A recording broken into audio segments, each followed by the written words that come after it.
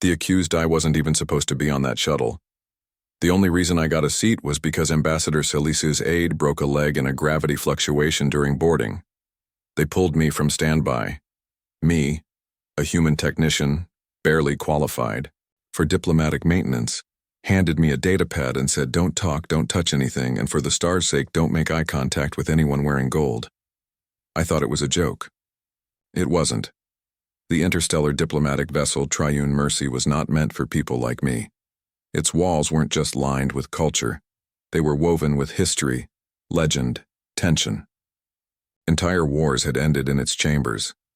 The peace between 12 empires pulsed faintly through every polished alloy surface. And yet, when I walked its halls, every conversation died.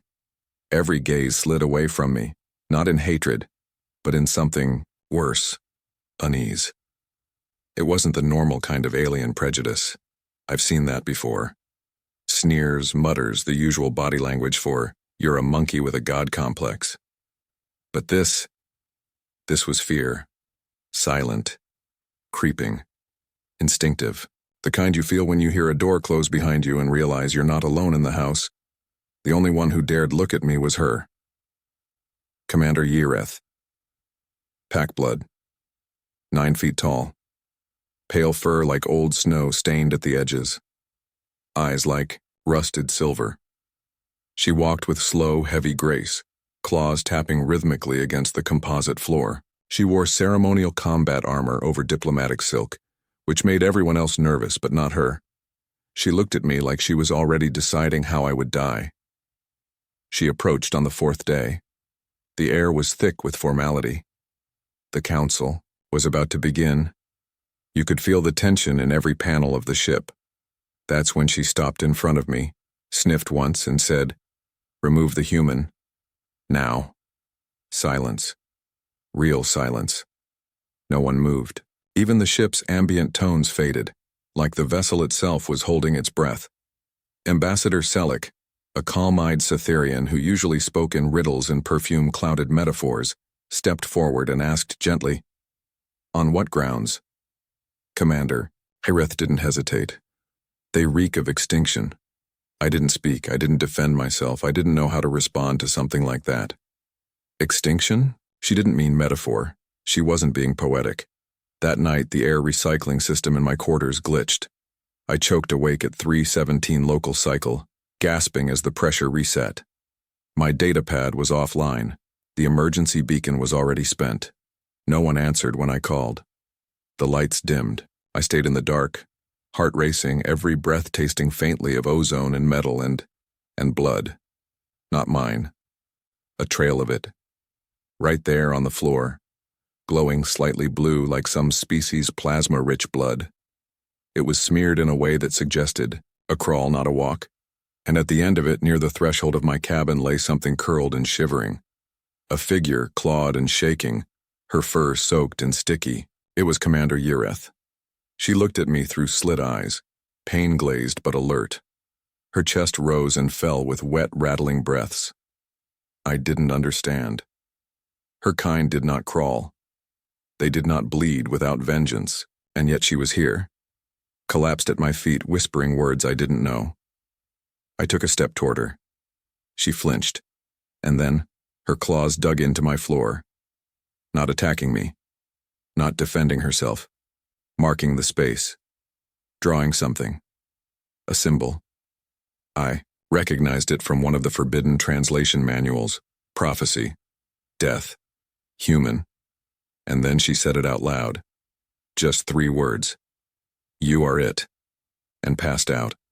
Hours later, medics came. They didn't look me in the eye. They took her away. The floor was scrubbed, sanitized. No trace left. When I asked what happened, they just said, "Do not speak of it again." But after that night, her entire pack avoided me completely. Not just fearfully, reverently, and not a single one would enter a room unless they were sure I had already left. The council meeting resumed the next day. Yereth did not appear, but her bloodstain, the one no one saw, remained glowing faintly in my mind, and I had started to hear whispers behind the walls, not voices. Breathing. and I wasn't sure it was mine. The oath beneath the skin, Commander Eerie did not die. At least that's what they told the crew. They said she was stable, resting, recovering. But no one saw her. No one visited. The pack-blood warriors stationed outside the infirmary stood motionless, blades drawn in ceremonial silence. They watched everyone, but they watched me the longest. Their eyes never blinked. I was reassigned to corridor maintenance. It was a polite exile. I took the message without complaint. But something had changed. The ship had become colder. The shadows under the floor vents stretched too far.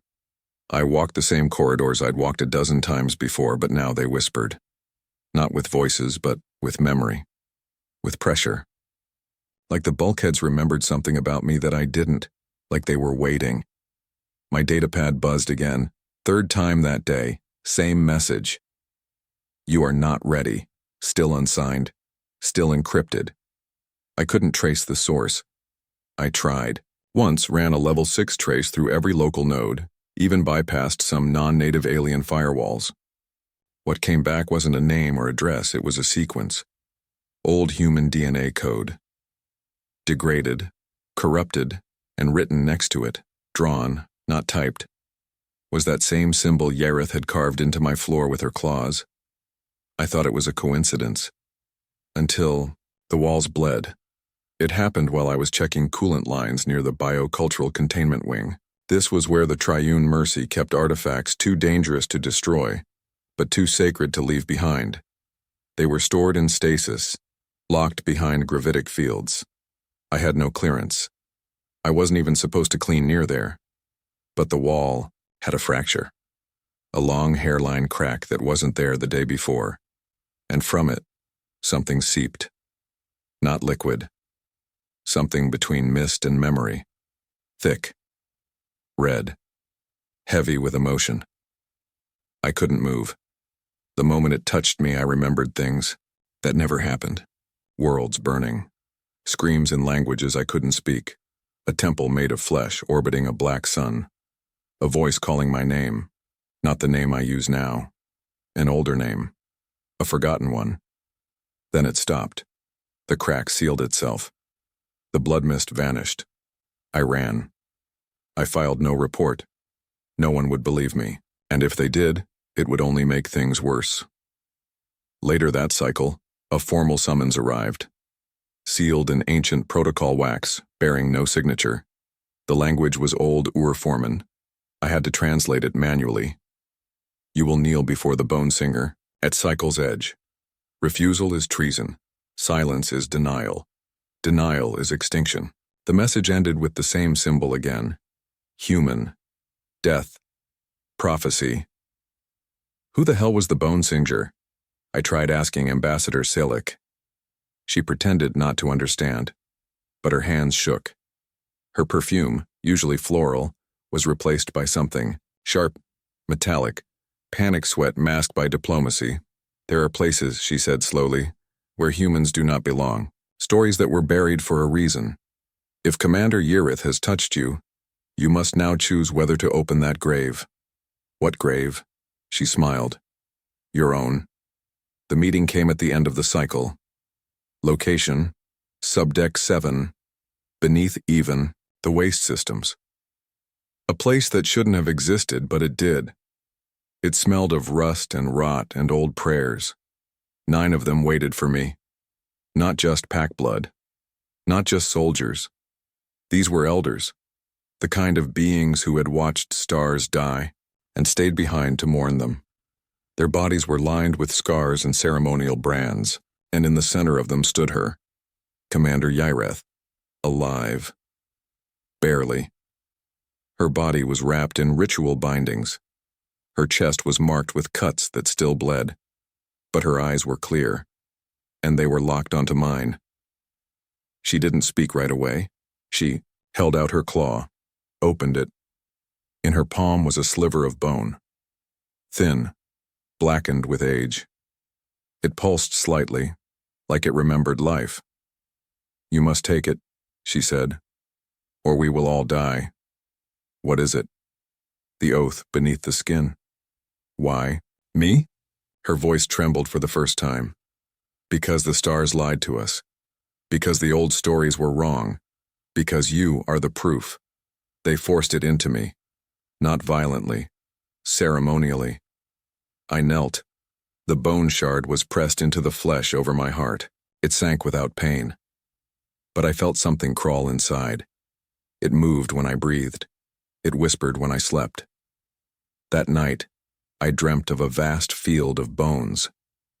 They stretched farther than the stars, and in the center stood a single figure, human, alone, watching me with eyes that didn't blink. I woke screaming. The floor beneath my bed was covered in markings, symbols I hadn't drawn, the same 3 over and over. Death, prophecy, extinction. The room that breathes, I stood outside the council chamber. The word was still there. Not etched, not burned. Carved. Run. Not in any galactic language. Not in symbols from any known archive. It was written in English. Scratched into reinforced. Tritanium by something that should not have been able to penetrate it. The door had no seams, no entry ports, no airflow, no oxygen, and no life. But I could hear breathing. Slow. Wet. Wrong. I pressed my ear to the metal and instantly wished I hadn't, because what I heard wasn't breathing. It was remembering. I don't know how else to explain it. The metal was remembering being torn open from the inside. It was remembering screams. It was remembering a voice it had never heard before but would never forget again. My voice. Except I had never been inside that chamber. But somehow, the door thought I had. They sealed off the wing. Officially, it was a containment malfunction, atmospheric breach, structural collapse. Unofficially, there were whispers. Not rumors. Not gossip. Real whispers. In the walls, some said the council was never there to begin with, that their presence had been faked. Others claimed they had been pulled into some kind of spatial memory loop, trapped in a moment of fear that fed on itself endlessly. One technician said he saw a handprint on the glass of the security monitor. 5 fingers, human, but stretched, too long, too thin. It was mine. He requested transfer. He never made it. They found him in the water recycling tanks 2 days later. No one questioned it. Commander Yerith called for me again. This time, the summons came with a title. Bones worn. I didn't know what it meant. But the moment the word entered my mind, something inside my chest, something beneath the skin, responded. A warmth. A pulse. A second heartbeat. She met me in the deep vents. The part of the ship no one mapped. Where the air moved like it was alive and the walls wept condensation even in 0 humidity. She looked worse, or maybe older. Her fur had thinned, her breathing rasped, but her eyes, those rusted silver eyes, were clear. You have awakened something, she said. I didn't do anything. Yes, she replied. That's the problem. She took me to a sealed chamber hidden beneath the ship's main communication spine. There was no light, no gravity, only the sound of wind that didn't exist. Inside was a room, round, pulsing, alive. It throbbed gently as though drawing breath. Its walls were made of fused bone and metal, twisted into organic spirals. Etched into them were thousands of names, not alien, not ancient. Human. First names, last names, full names, hundreds of thousands, maybe more. And at the center of the room was a single name. Mine. I stepped closer, and the room breathed me in. I collapsed. Images tore through my mind, a planet made of screaming, a library of flesh. A war where humans were not soldiers but weapons. Stories buried by alien hands. Rewritten histories, erased memories, and at the heart of it all, something that had no name, no face, just an idea that humanity was never meant to travel the stars because we didn't evolve. We were created, designed, built for one purpose. Not peace, not exploration, not understanding, but endings. And something, remembered that, and feared it. I woke in my quarters, soaked in sweat. The lights were off. The air tasted of static and salt. There was a message waiting. This time, it wasn't just words. It was a voice. My voice. But it wasn't me speaking. "They will come for you soon," it said. "They will try to burn it out of you. The memory, the oath. But you are not alone. Not anymore." Then silence. I stared at the screen until it flickered and went dark. And then, I saw her, just outside my door. A girl, barefoot, trembling, alien, but young, thin fur, wide, terrified eyes. She looked up at me and said, "You're the reason my mother's dying." Before I could answer, the lights exploded. Screams echoed from the hallway. Alarms began to wail. And somewhere, deeper in the ship, beneath metal, beneath memory, beneath everything, something began to wake up. The memory that hunts. I don't know how long the blackout lasted. The lights didn't just fail, they vanished. Even my internal datapad lost its glow. I couldn't even see my own hands. And that girl, the one who blamed me for her mother, was gone. No noise, no body, no trail. Just absence. Like the space where she had stood had been erased completely, as if she had never existed. But I remembered. And the ship remembered too. It knew she had been here. It knew I had seen her. Because when the lights came back, flickering, uncertain, half-functional, my door had changed. Someone had drawn on it. No, not someone. Me. But not with ink. Not with paint. With blood. Symbols. Spirals. Letters too ancient to belong to any known race, yet somehow etched with the clarity of memory. At the center of them, once again, was that single cursed word. Extinction. They called an emergency council. But there were no counselors left. Only their chairs, each one filled with salt. Perfect body-shaped statues of compacted salt. I watched. The security playback with 3 senior officers. We all saw the same thing. Counselors sitting, talking, discussing containment, and then they stopped. Each one turned toward the camera at the same time. They smiled and crumbled, just like that, and no one entered or exited the chamber during that time. No anomaly detected, no intruder, no weapon used. It was as if their bodies remembered something they had been made to forget, and collapsed beneath the weight of it. The ship went into silent lockdown. No broadcasts, no requests for aid, no signals sent or received. That was not a decision. That was an instinct. The ship was scared. Commander Yerith was missing again. Her pack refused to speak. They blocked the corridors. They guarded ancient sealed hatches, ones no one had touched for generations, and yet every time I passed by them, their heads bowed. One even whispered something under her breath. I recorded it. Translated it manually using the encrypted pack blood. Lexicon. We thought you were legend. We prayed you were myth. I followed the symbols. Every night they appeared again. Always more. Always closer to the ship's heart. They pulled me like gravity. Not just physically, but mentally. Emotionally. Like each step forward was actually downward. Deeper into a truth I could never unlearn. Finally, I reached it. The archive that wasn't supposed to exist. Beneath the engine core. Beneath the fuel lattice. Beneath even the framework of the ship's artificial soul. An unlisted chamber. Doorless. Sealed in bone. It opened for me. Not with a sound, but with a shiver. The walls were covered in mirrors. Broken ones, but not shattered. Peeled. Like reflections. Had been removed like skin. In each mirror I saw not myself, but something wearing me. Sometimes taller, sometimes bent, sometimes with too many fingers, sometimes with no mouth at all. But all of them were looking back. They weren't reflections. They were versions, possible timelines, possible me's. And every one of them whispered the same phrase. You survived the first extinction. The room darkened, the mirrors turned black, and then a voice. Not alien, not digital, human. A woman, fragile, broken, but familiar. You were the weapon they couldn't kill, she said. So they buried you in flesh, made you forget, made you believe you were weak. You are not. I tried to scream, but my mouth filled with salt. I woke up in medbay. Restrained.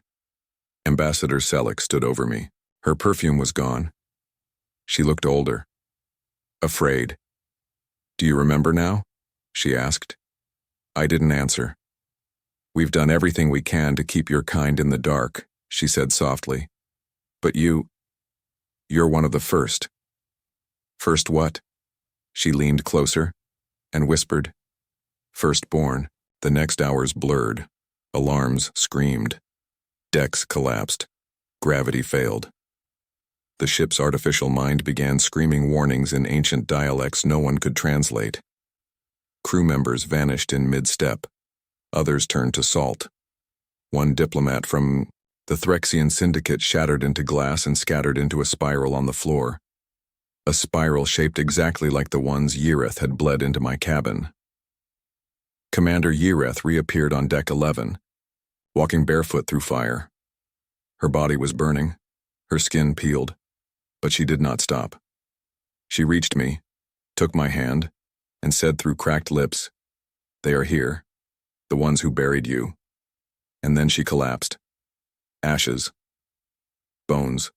A single tooth. I picked it up, and it was still warm.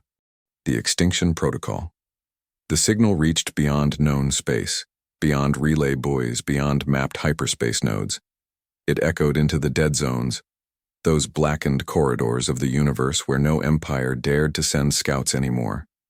The places marked as cursed, haunted, extinct. And from those places something answered, not in words, not in sound, but in absence. First came the silences, entire satellites, gone.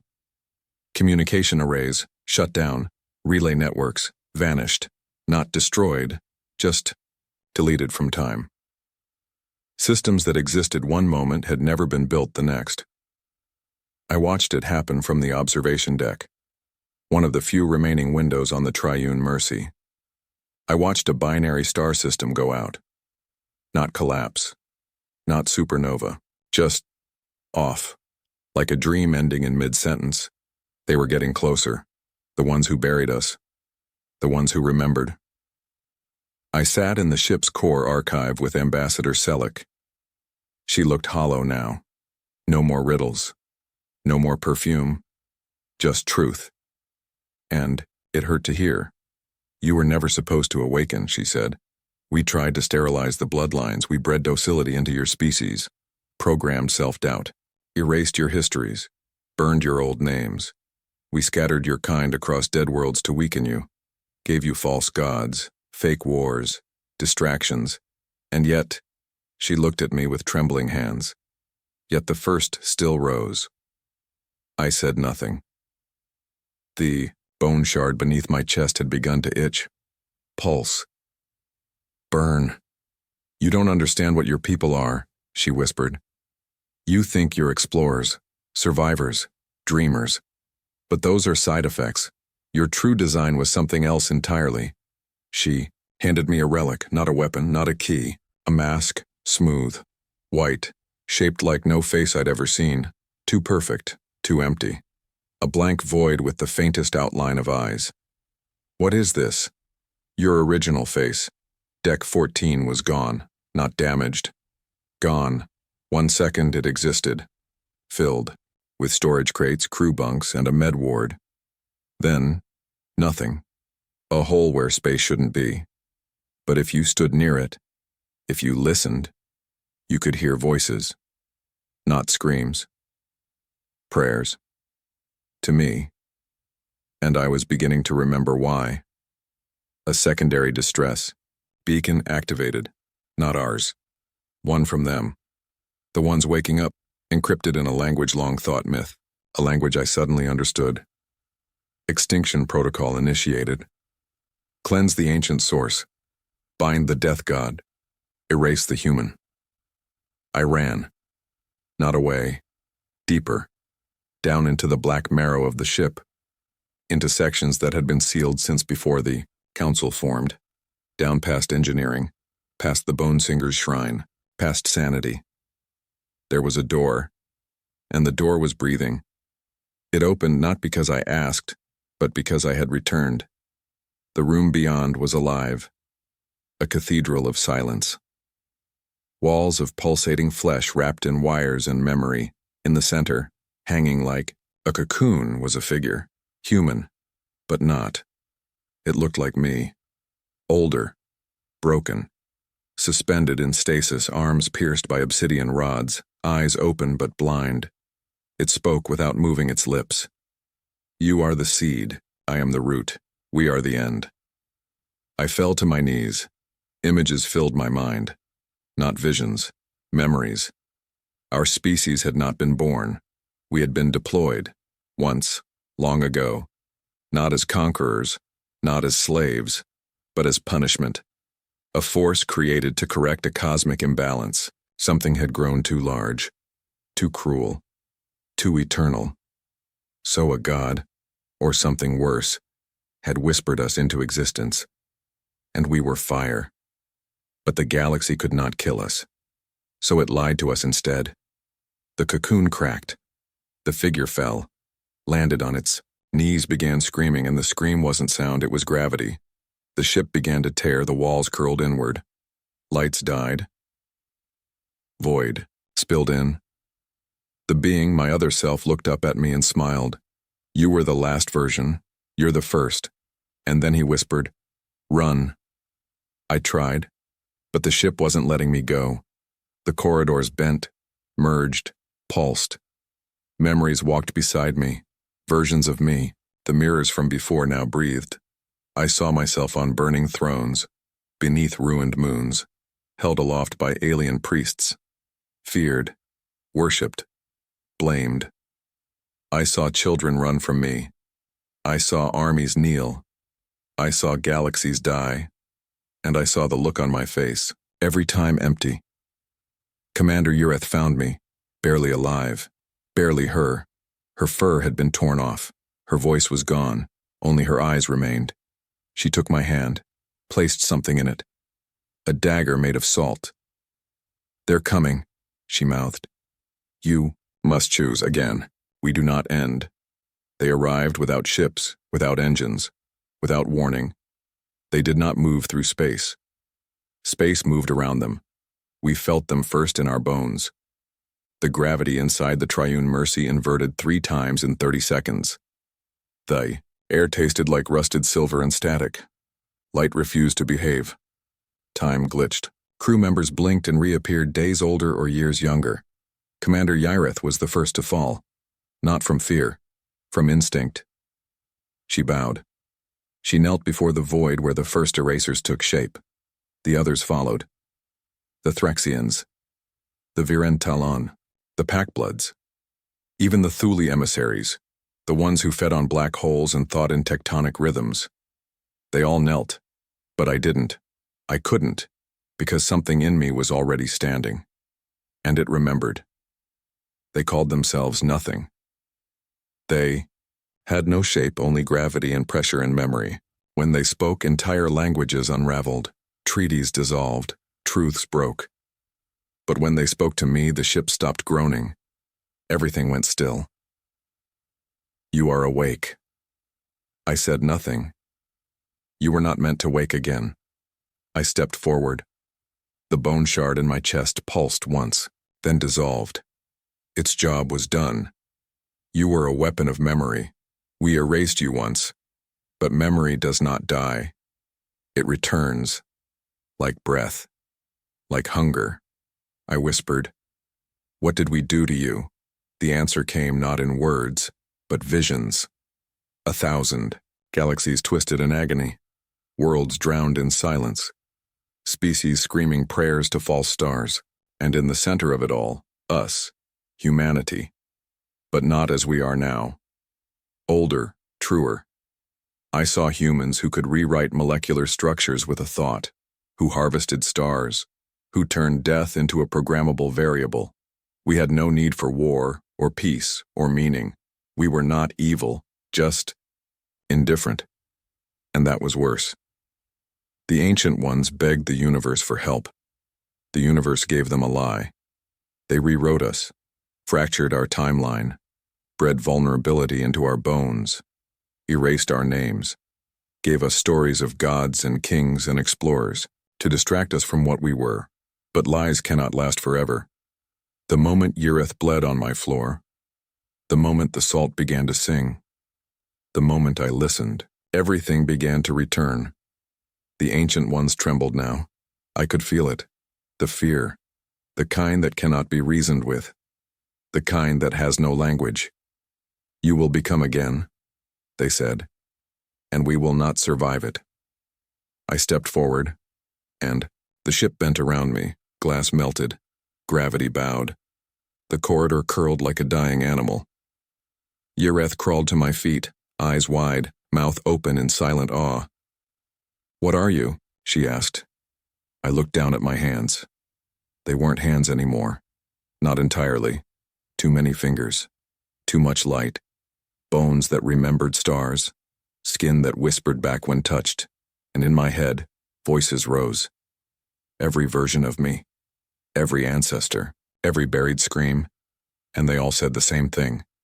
We do not end. I looked back at the Ancient Ones, and I forgave them. Not because they deserved it, but because we had already won. They had tried to erase us.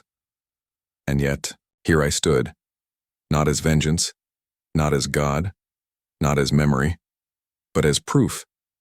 Proof that some things are too powerful to be destroyed, too primal, too human.